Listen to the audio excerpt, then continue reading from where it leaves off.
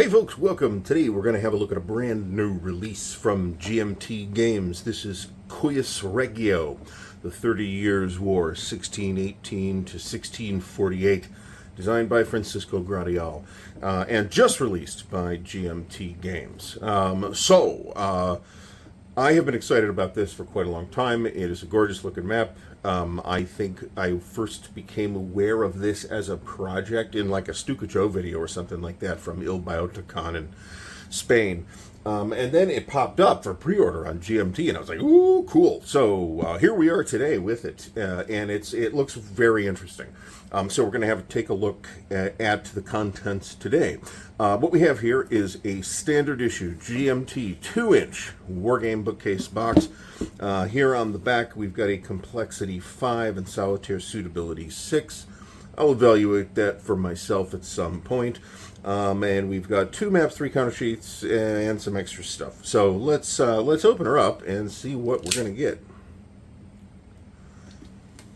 This is a topic that the 30 Years' War, that is a fascinating historical topic. We don't get a lot of games about it at this level. I think there was a 30 Years' War game that GMT did some years back, and there's been a couple others, but this is the one that I have been most excited about and interested in. So, opening her up, we first of all see that we get a bag of baggies, which will go in the tote of baggies, and we get 2 6-sided dice, a white and a black.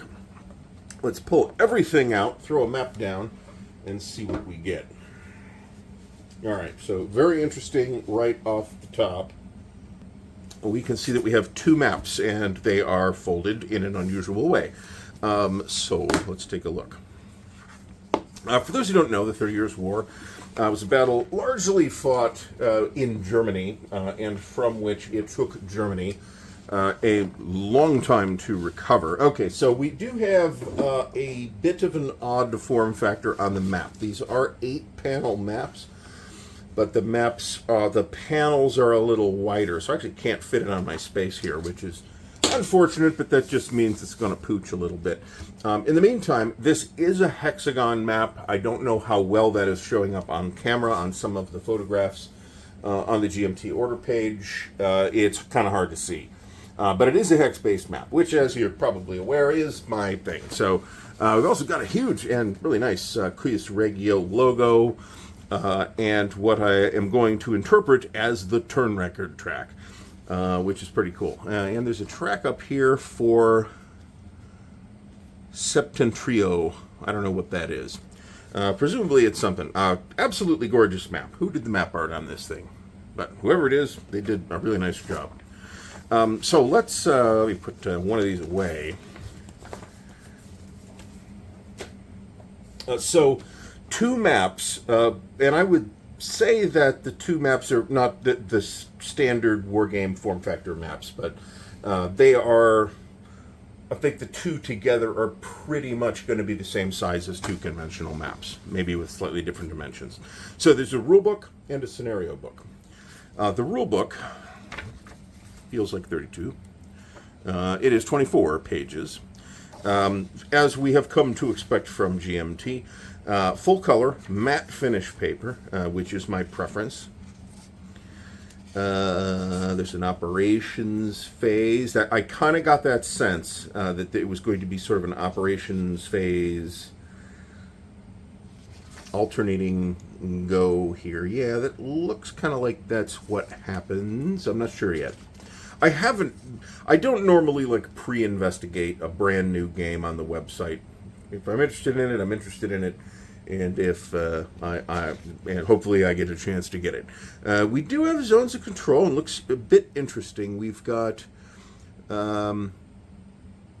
cavalry exerts a secondary zone of control. That's the extra hexes in there. That's intriguing. That's a little bit like the air zones of influence from Empire of the Sun, where it's in a 2-hex radius.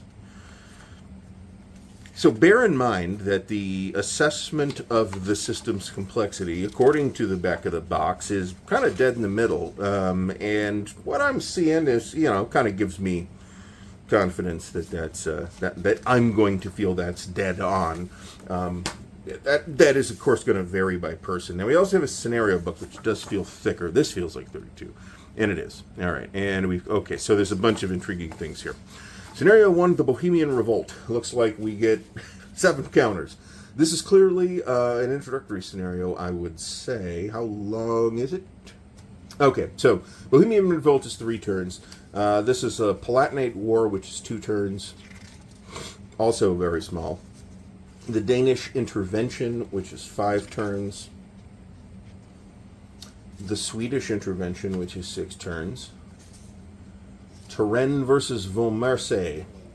I don't know if I'm saying that correctly or not. Probably not. But another French intervention. How that's different from Turenne's intervention, I'm not sure. But I don't know that much about this history. My vehicle for doing so will be this game. And here is a campaign game, which is 31 turns. So this is going to be the whole war, pretty much. So this is not the number of counters. I think these are the leaders or armies or whatever we're calling them in this game. And then you're going to have, once we look at the counters, I think we're probably going to notice that there are strength points, and there are. So in addition, in the playbook, there is an extended example of play, which is great and no longer optional. Publishers who aren't including them. Here's another extended example of the recruitment phase and some other things. And here is a designer's notes, the origins of Cuius Regio.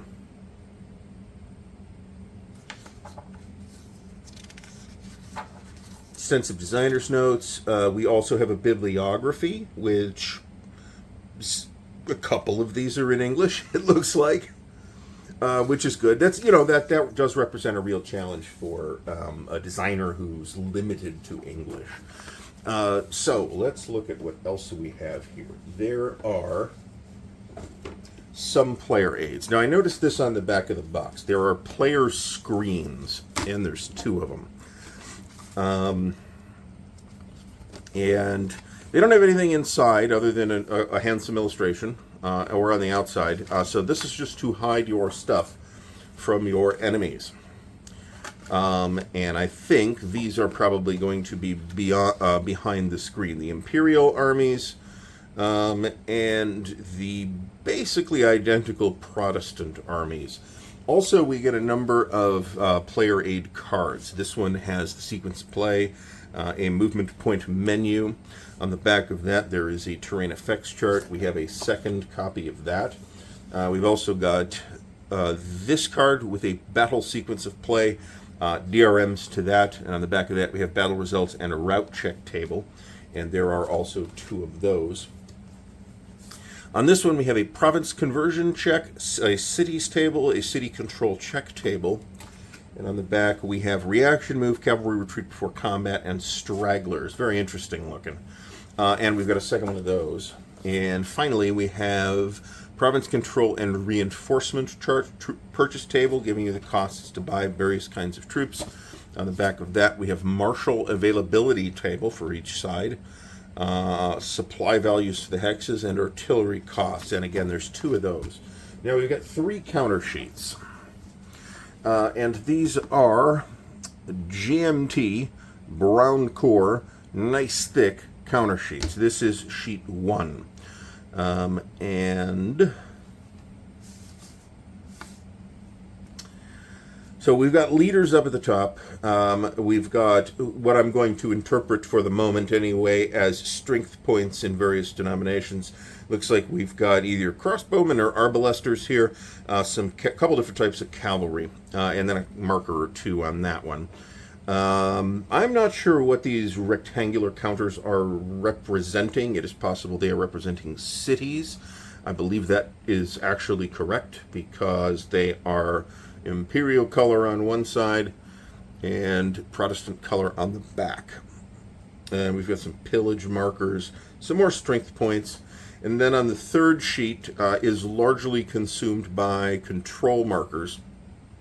Again, Holy Roman Empire on the front, Protestants on the back. and fatigue markers as well. And we can see that fatigue goes up to 5. Yeah, interesting. This looks very interesting. Very interesting indeed.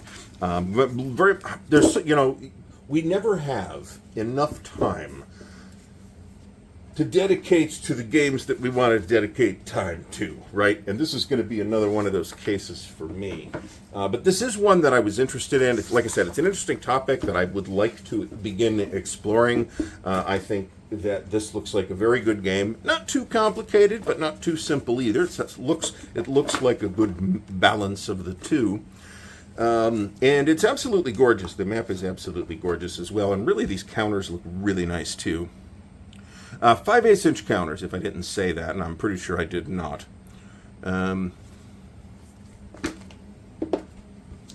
I will also add that the box is super handsome.